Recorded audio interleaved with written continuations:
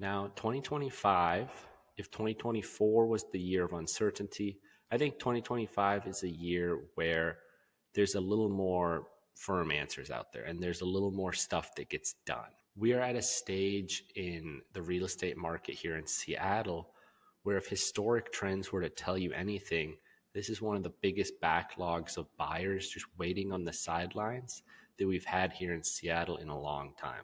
People are ready to move.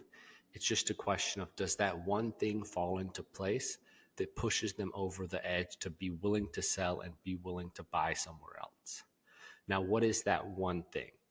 Unless it's a move out of pure necessity, more than likely a driving factor, I think, for a lot of people on the sidelines is that interest rate. And while a lot of people might point towards the presidential cycle as having a big impact on interest rates, I mentioned that as uncertainty. Yes, that's uncertainty with who's going to be elected, but it doesn't actually have a huge effect on interest rates. As if you look at the trends on this graph I have popped up on the screen, if you're watching on YouTube, showcases the presidential election cycle and mortgage rate changes. The biggest one you'll see here is of minus 0.8% and then plus 0.58%.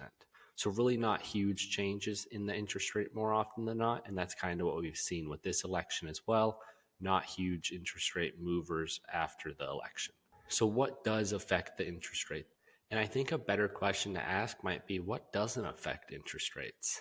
So let me just rattle off the list of things that are calculated in and help to influence and move interest rates up or down.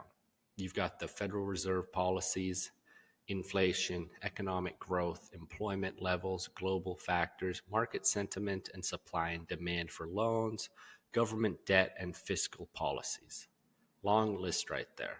So for the people who had expected the interest rates to drop when the Fed cut rates, and they didn't, and they slightly went up, the Fed is not all that matters. You've got a number of factors in there, and that is one of those major reasons why it is so hard to predict what the interest rate is going to be doing, what the market is going to be doing, because there's a lot of factors that influence it.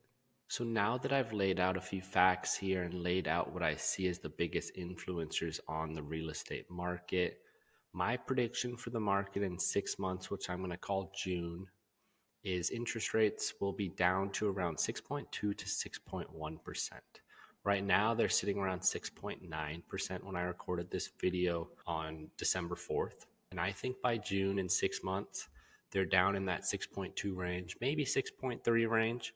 And I do believe then, with that rate in that low 6% range, and with how many people are on the sidelines waiting to buy, and with it being the spring summer market, I think we will see a big influx of homes for sale, thus bringing in more buyers as well, and pump this market back up to what has maybe been seen as typical in Seattle over the last 5-6 years.